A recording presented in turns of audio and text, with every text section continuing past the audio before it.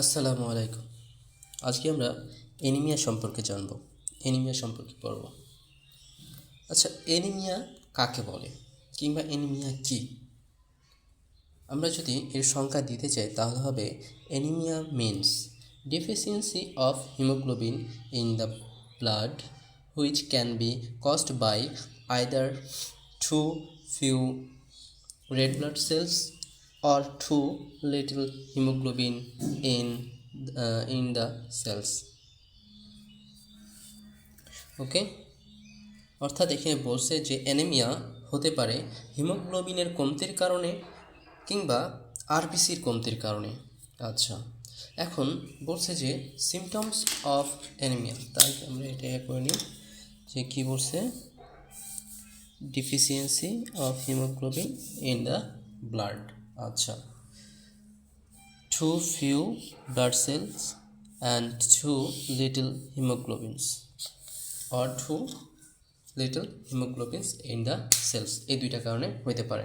আচ্ছা দেখো, এখন সিমটমস অফ অ্যানিমিয়া কী কী আছে, যেমন টায়ার্ডনেস, উইকনেস, ক্লান্তি লাগবে, দুর্বলতা লাগবে, শর্টনেস অফ ব্রিথ, নিঃশ্বাসে হচ্ছে অল্প সময় নিঃশ্বাস নিতে পারে, নিঃশ্বাস নেওয়ার একটা হচ্ছে সার্টেন টাইম থাকে, তার আগে নিয়ে ফেলতেছে নিঃশ্বাস। আচ্ছা, পেল অর ইয়েলিশ স্কিন, তোমার হচ্ছে হলুদ বর্ণ, তোমার হচ্ছে শরীরটা হলুদ বর্ণ হয়ে যাবে। পেল মানে হচ্ছে হলুদ বর্ণ। আচ্ছা, এখানে বলছে যে which might be more obvious কিংবা হচ্ছে observes on white skin then on black or brown skin, মানে কালো আর হচ্ছে ব্রাউন স্কিনের থেকে হচ্ছে সাদা স্কিনে এই হলুদ ভাবটা বেশি প্রকাশ পায়, সেটা বলছে। ইরেগুলার হার্টবিট, মানে অস্বাভাবিকভাবে হার্টবিট হওয়া। তারপর হচ্ছে ডায়াজেনেস অর লাইট হেডনেস, অর্থাৎ মাথা ঘোরানো যেটা বলা হচ্ছে। তারপর হচ্ছে চেস্ট পেন, বুকে ব্যথা। তারপর হচ্ছে cold cold hand and feet, হাত আর হচ্ছে পা হচ্ছে সবসময় ঠান্ডা থাকা, এরকম টাইপ। আচ্ছা ঠিক আছে। তারপর হচ্ছে হেডেক, মাথা ব্যথা, এগুলো থাকবে। এগুলো যদি কারো থাকে তাহলে আমরা ধারণা করতে পারি যে তার অ্যানিমিয়া হইতে পারে। ওকে, আমরা শিওর না, টেস্ট করার পরে আমরা শিওর হব। আচ্ছা, ডিফারেন্ট টাইপস অফ অ্যানিমিয়া, বিভিন্ন প্রকার অ্যানিমিয়া, যেমন এখানে আছে aplastic anaemia, iron deficiency anaemia, megaloblastic anaemia, pernicious anaemia, তারপর হচ্ছে sickle cell anaemia and thalassaemia. আচ্ছা, অ্যাপ্লাস্টিক অ্যানিমিয়া কি, আগে এটা জানি। অ্যাপ্লাস্টিক অর্থটা কি আগে সেটা জানতে হবে। Aplastic means lack of functioning haemoglobin, lack of functioning haemoglobin. Aplastic মানে কি? অ্যাপ্লাস্টিক মানে ল্যাক অফ ফাংশনিং হিমোগ্লোবিন, মানে তোমার হচ্ছে কার্যক্ষম হিমোগ্লোবিনের কমতি, যে হিমোগ্লোবিনটা কাজ করতেছে তার কমতি। আচ্ছা, bone marrow, I am sorry, যে আমরা যেই আমাদের হচ্ছে aplastic means lack of functioning bone marrow, আমাদের যে বোন ম্যারো আছে যেখানে হচ্ছে আরবিসি, ডাব্লিউবিসি, প্ল্যাটলেটস তৈরি হয়, সেইখানকার যদি বোন ম্যারোটাই আমার না থাকে, বোন ম্যারোটাই আমার কম, তাহলে কি আমি বেশি করে রক্ত উৎপাদন করতে পারবো না। অর্থাৎ অ্যাপ্লাস্টিক মানে হচ্ছে lack of functioning bone marrow, তার কারণে আমার পর্যাপ্ত পরিমাণে রেড ব্লাড সেলও উৎপাদন করতে পারতেছি না। আচ্ছা, aplastic anaemia is a serious blood disorder, হ্যাঁ, in which the bone marrow is unable to produce an adequate amount of few new blood cells। এখানে বলছে যে অ্যাপ্লাস্টিক অ্যানিমিয়া হলো একটি সিরিয়াস রক্তের রোগ, ইন হুইচ, যেখানে bone marrow is unable, bone marrow হচ্ছে অক্ষম, অস্থিমজ্জা হচ্ছে অক্ষম, তোমার হচ্ছে produce adequate amount of new red blood cell, পর্যাপ্ত পরিমাণে পর্যাপ্ত পরিমাণে নতুন ব্লাড সেল উৎপন্ন করতে। ঠিক আছে, এটাই। এখন অ্যাপ্লাস্টিক অ্যানিমিয়া কী কী কারণে হইতে পারে? অ্যাপ্লাস্টিক অ্যানিমিয়া 3টি কারণে হইতে পারে। এক, রেডিয়েশনের কারণে। আরেকটা হচ্ছে certain chemicals such as benzene, কিছু কেমিক্যালের কারণে, যেমন বেনজিন, এটা ইম্পর্টেন্ট, এটা উল্লেখ করতে হবে পরীক্ষায়। তারপরে হচ্ছে antibiotics they may have this potentially fatal side effect. এদের সাইড ইফেক্ট থাকে, যার কারণে হচ্ছে অ্যাপ্লাস্টিক অ্যানিমিয়াটা তৈরি হয়। মানে কোনো অ্যান্টিবডিতে তোমার সাইড ইফেক্ট থাকে, যেটার কারণে হচ্ছে এই অ্যানিমিয়া দেখা যায়। যেমন সালফোনামাইড হচ্ছে এমন একটা অ্যান্টিবায়োটিক্স যেটি খেলে আমাদের হচ্ছে অ্যাপ্লাস্টিক অ্যানিমিয়াটা দেখা যায়। তারপরে ট্রিটমেন্ট দুইভাবে হইতে পারে। কী হইতে পারে? যে আমাদের হচ্ছে ব্লাডটা ট্রান্সফিউশন করা আমাদের, এটি যেমন treated with blood transfusion temporary increase the number of red blood sell. মানে এটা হচ্ছে সাময়িক, কিছুদিন পরে আবার আগের অবস্থায় ফিরে যাবে, এটা হচ্ছে সাময়িক। যদি আমরা একেবারে দীর্ঘ সময়ের জন্য আর কখনো যেন অ্যাপ্লাস্টিক অ্যানিমিয়া না হয়, তার জন্য কী করতে পারি, যে ট্রিটমেন্টটা নিতে পারি সেটা হচ্ছে treated with bone marrow transplantation. আমরা হচ্ছে যেমন হার্ট ট্রান্সপ্ল্যান্টেশন দেখি, আই ট্রান্সপ্ল্যান্টেশন দেখি না, আবার তারপর হচ্ছে কিডনি ট্রান্সপ্ল্যান্টেশন,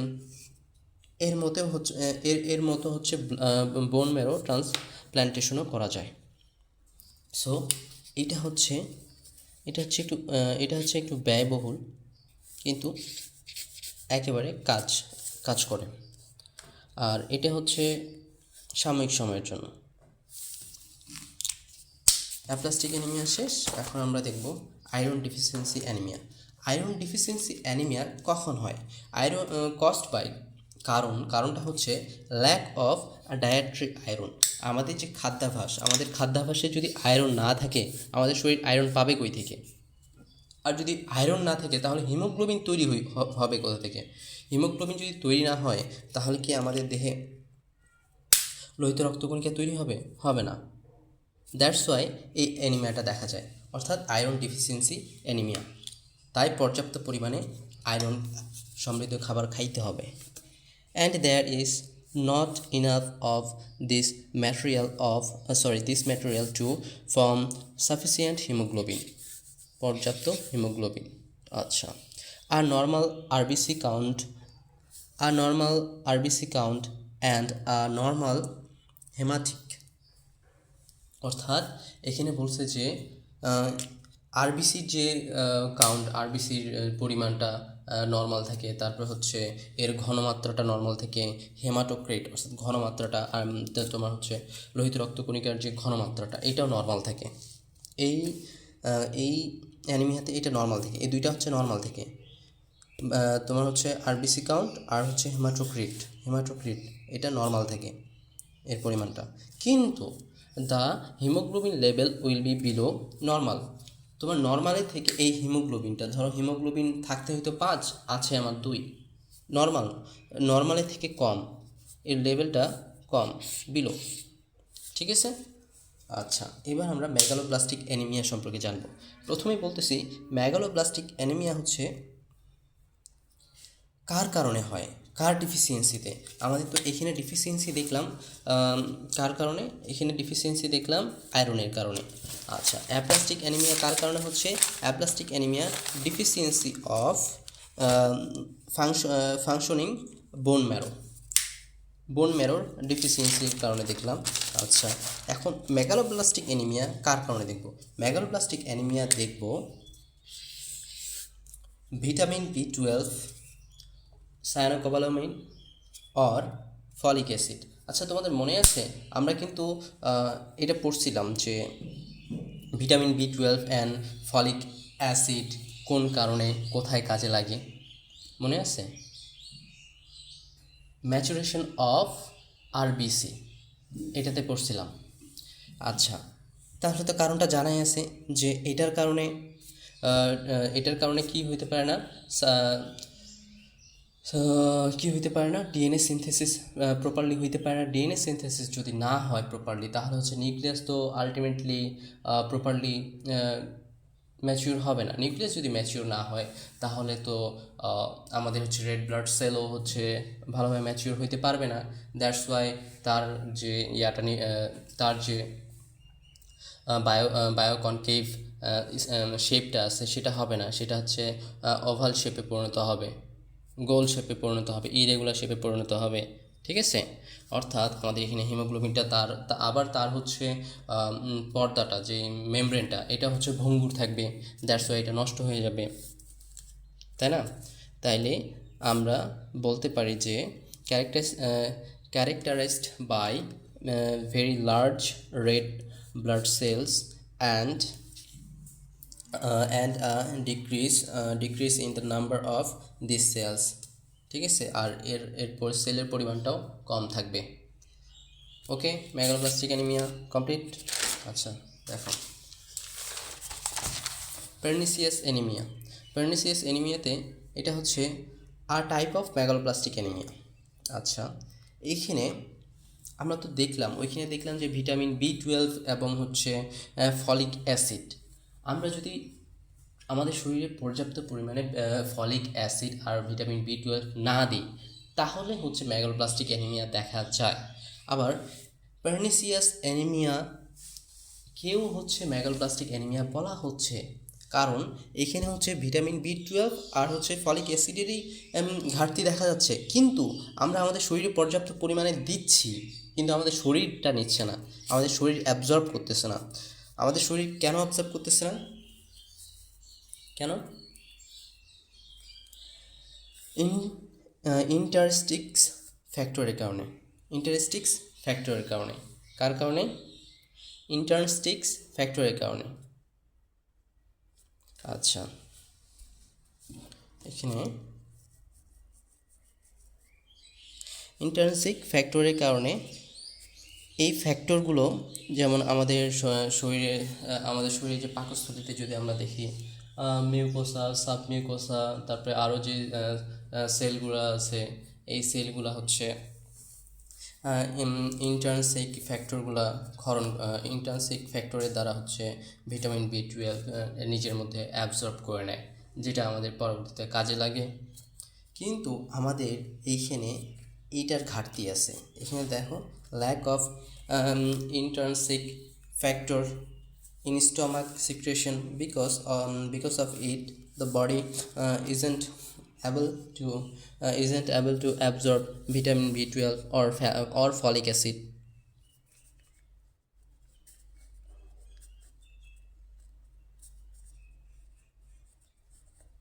Okay, folic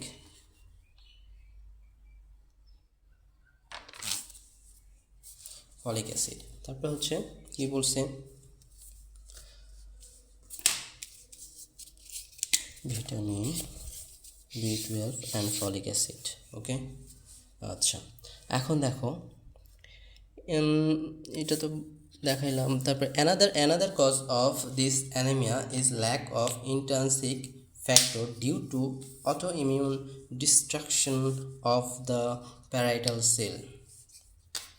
আমাদের যে প্যারাইটাল সেল আছে, এটি হচ্ছে এর মানে অটো ইমিউন সিস্টেম, এটাকে হচ্ছে নিজে এটা অ্যাবজর্ব করবে। সেই ক্ষমতাটা যদি হারাই ফেলে, আমাদের প্যারাইটাল সেল যদি হারাই ফেলে, তাহলে আলটিমেটলি আমরা অ্যাবজর্ব করতে পারবো না ভিটামিন B12 কিংবা ফলিক অ্যাসিড। দ্যাটস ওয়াই আবারও হচ্ছে কি পার্নিসিয়াস অ্যানিমিয়া হচ্ছে। অর্থাৎ এই দুইটা কারণ, একটা আমাদের যে পাকস্থলীতে যেই সেলটা হচ্ছে অ্যাবজর্ব করবে, সেই সেলটাই যদি না থাকে, তাহলে ভিটামিন B12 আর ফলিক অ্যাসিড গ্রহণ করতে পারবে না। আবার যদি অক্ষম থাকে, তাহলেও করতে পারবে না। দিন শেষে আমাদের কী হবে? পার্নিসিয়াস অ্যানিমিয়া হবে। Okay, sickle cell anaemia. Sickle cell anaemia কী বোঝাচ্ছে? আচ্ছা, প্রথমে এটা বলি, এটা হচ্ছে ইনহেরিটেড ডিসঅর্ডার। এটা হচ্ছে বংশ পরম্পরায় হয়, এই রোগটা বংশ পরম্পরায় হয়। আচ্ছা, এখানে হচ্ছে অ্যাবনর্মাল টাইপ অফ হিমোগ্লোবিন, আমরা এখানে অ্যাবনর্মাল হিমোগ্লোবিন দেখতে পাই এখানে আর এই হিমোগ্লোবিনটাকে আমরা কী দ্বারা প্রকাশ করি? হিমোগ্লোবিন এস দ্বারা প্রকাশ করি। ফেলচার তোমার হচ্ছে ফেলসলি, যেটা হচ্ছে যে হিমোগ্লোবিনে থাকে, মানে যে হিমোগ্লোবিনে একটা চেইন হচ্ছে ত্রুটিপূর্ণ থাকে, যেমন বিটা চেইন। আমরা পড়ছিলাম না যে ওই যে হিমোগ্লোবিন ফর্মেশনে পড়ছিলাম না যে 2 beta chain plus 2 alpha chain মিলে তৈরি করে হচ্ছে কি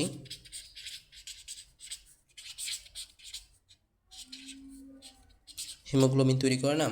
এখন যদি আমার এখানকার বিটা চেইনটা যদি ত্রুটিপূর্ণ থাকে, দিন শেষে আমি কি তৈরি করতে পারবো না? আমি হিমোগ্লোবিন তৈরি করতে পারবো না। হিমোগ্লোবিন তৈরি হবে, কিন্তু সেটা হবে ত্রুটিপূর্ণ। দ্যাটস ওয়াই আমি হচ্ছে তৈরি করতে পারবো, ভালোভাবে হিমোগ্লোবিন তৈরি করতে পারবো না। যখন এই হিমোগ্লোবিন হিমোগ্লোবিন তৈরি হয়ে গেল, এটা ত্রুটিপূর্ণ হিমোগ্লোবিন, এই হিমোগ্লোবিন এস যখন লো কনসেন্ট্রেশন অফ অক্সিজেনের সাথে আসে, বিক্রিয়া করে, লো কনসেন্ট্রেশন অফ অক্সিজেনের সাথে বিক্রিয়া করে, এটা প্রিসিপিটেট, এটা হচ্ছে এর তলনায় পড়ে কিংবা অধক্ষেপ পড়ে, আর এটা হচ্ছে রেড ব্লাড সেলের মধ্যে একটা ক্রিস্টাল তৈরি করে, long crystal inside the red blood, মানে রেড ব্লাড সেলের মধ্যে ক্রিস্টাল তৈরি হয়ে যায়। ক্রিস্টাল তো আমরা চিনি, ক্রিস্টাল তৈরি হয়ে যায়, এবং crystal elongate the cells and elongate the cell, সব জায়গায় ছড়ায় পড়ে, এবং give it the appearance of sickle, এবং শিকলের মতো একটা অবস্থা তৈরি করে, শিকলও বলতে পারি। আচ্ছা, আমরা তাহলে তার উপযুক্ত যেই আমরা সাধারণত যে লোহিত রক্তকণিকার দেখি, শেপটা দেখি, তাহলে সেটা আমরা দেখতে পাচ্ছি না, আমরা ওই মেগালোব্লাস্টিক অ্যানিমিয়ার মতো দেখতে পাচ্ছি। কিন্তু এখানে একটা কথা হচ্ছে, the shape not biconcave disc আলাদা হয়।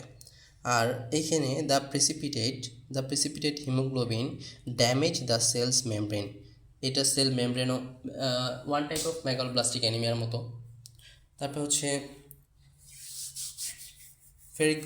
ফেরিগ্রেল মানে ভঙ্গুর, ভঙ্গুর, ঠিক আছে, ভঙ্গুর হয়ে থাকে।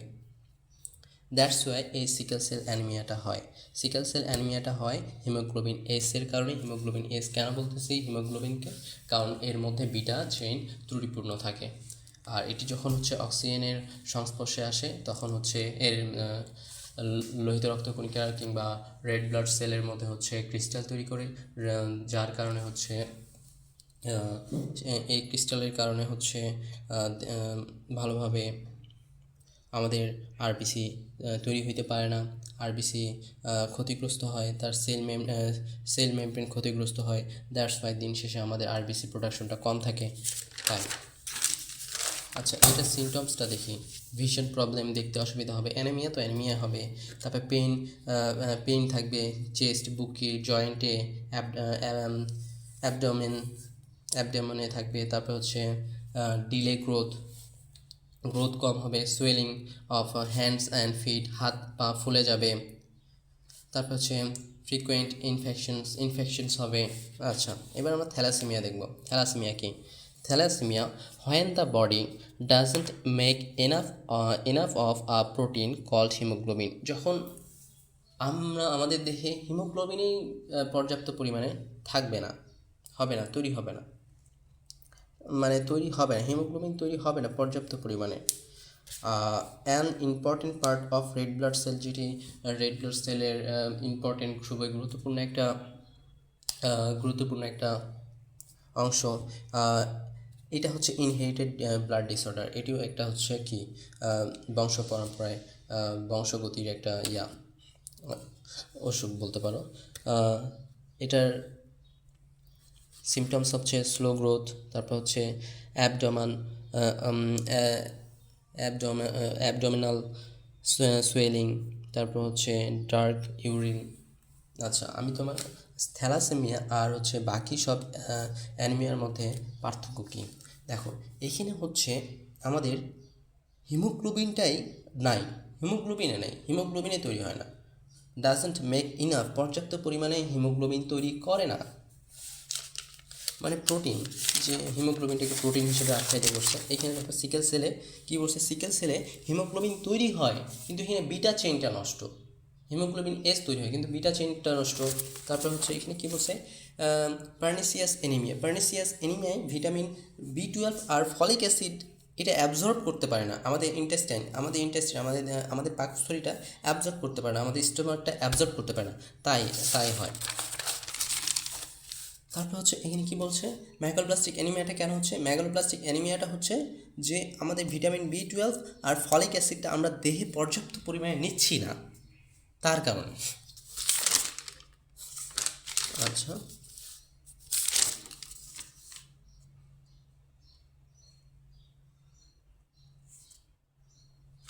আচ্ছা, তারপর আয়রন ডিফিসিয়েন্সি অ্যানিমিয়া কি, আয়রন ডিফিসিয়েন্সি অ্যানিমিয়া হচ্ছে আমরা পর্যাপ্ত পরিমাণে আয়রনটা নিচ্ছি না, আমাদের দেহে আয়রনের ঘাটতি আছে তাই।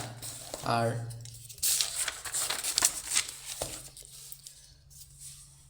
অ্যাপ্লাস্টিক অ্যানিমিয়া কি, অ্যাপ্লাস্টিক অ্যানিমিয়া হচ্ছে lack of functioning bone marrow, bone ম্যারোর যে ফাংশন মানে কার্যক্রম, বোন ম্যারোর ডিফিসিয়েন্সি। একটা তো কিন্তু আমরা দেখলাম না এই অ্যানিমিয়াগুলোতে যে বলছে হিমোগ্লোবিনের কমতির, হিমোগ্লোবিন পর্যাপ্ত পরিমাণে তৈরি করতে পারে না, দ্যাটস ওয়াই হচ্ছে অ্যানিমিয়াটা হচ্ছে। কিন্তু আমাদের থ্যালাসেমিয়া সে বলছে যে আমাদের হিমোগ্লোবিনটা ভালোভাবে তৈরি হচ্ছে না। আশা করি বুঝতে পারছো সবগুলাই। এখানে একটা লিখে মার্ক করে দিই যে doesn't make enough protein called haemoglobin, slow growth, abdominal swelling, dark urine, আরও হচ্ছে সিমটমস আছে।